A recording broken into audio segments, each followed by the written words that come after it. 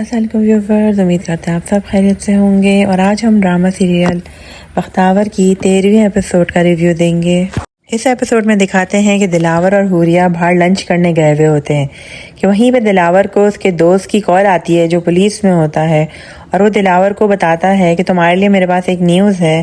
کہ شیدے کو رہا کرانے میں کس کا ہاتھ تھا، اور وہ بتاتا ہے کہ اس میں تمہارے ہونے والے سسر کا ہاتھ تھا، چودھری دستگیر کا۔ اور حوریہ بھی سامنے بیٹھی ہوتی ہے اور وہ پوچھتی ہے دلاور سے کہ کیا ہوا، لیکن وہ اس کو نہیں بتاتا کہ اس کو یہ بات پتہ چل چکی ہے کہ شیدے کو حوریہ نے ہی جیل سے نکلوایا ہے۔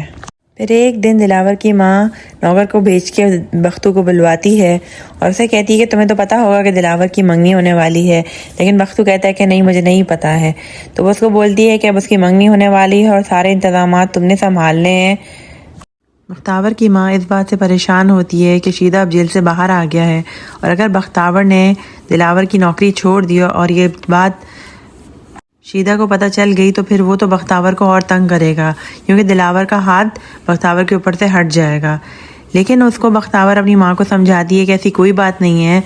کیونکہ شیدے نے جرم کیا ہے تو اس کو ایک نہ ایک دن اس کی سزا ضرور ملے گی۔ دوسری جگہ بختاور اپنے لیے دوسری نوکری ڈھونڈ رہی ہوتی ہے اور شیدہ اس کے پیچھے پیچھے اس کو فالو کر رہا ہوتا ہے کہ وہ کہاں جا رہی ہے، کس سے مل رہی ہے۔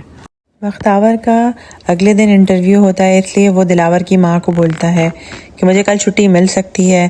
لیکن منگنی کے اتنے زیادہ کام ہوتے ہیں کہ دلاور کی ماں بختو کو بولتی ہے کہ نہیں، تم چھٹی نہ کرو۔ تو بختو پھر کہتا ہے کہ چلے میں تھوڑا سا لیٹ آ جاؤں گا، جس پہ دلاور کی ماں کہہ دیتی ہے کہ چلو ٹھیک ہے۔ حوریہ اپنے باپ کو بتاتی ہے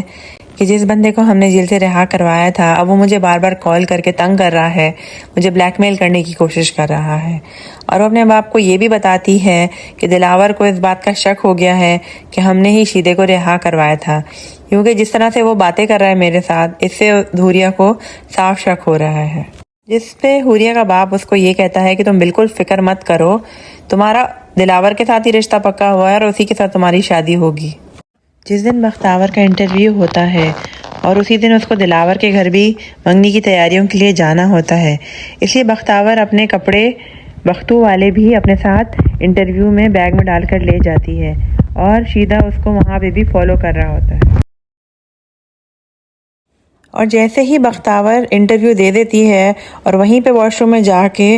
بختو بن کے باہر نکلتی ہے تو اس کو شیدہ دیکھ لیتا ہے، اور شیدہ ساری سٹوری سمجھ جاتا ہے کہ یہ بختو اور بختاور کا کیا چکر ہے، اور وہ اس بختو کے پیچھے بھاگتا ہے، لیکن بختو وہاں سے بھاگنے میں کامیاب ہو جاتا ہے۔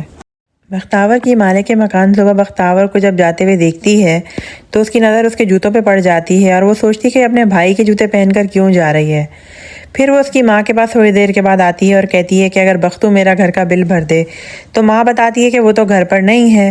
بعد میں جب بختو اپنے کام سے واپس آتا ہے تو پھر اس کی مالک مکان اسے پوچھتی ہے کہ تم تو آ گئے، تمہاری بہن کہاں رہ گئی؟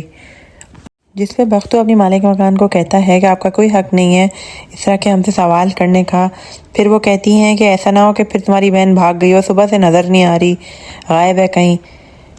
تو بختو انہیں کہتا ہے کہ آپ بلا وجہ کے الزام نہ لگائیں، لیکن پیچھے سے شیدہ آ کے بولتا ہے کہ کیوں اپنے کرایہ داروں پہ آپ لوگوں نے شور مچایا ہوا ہے،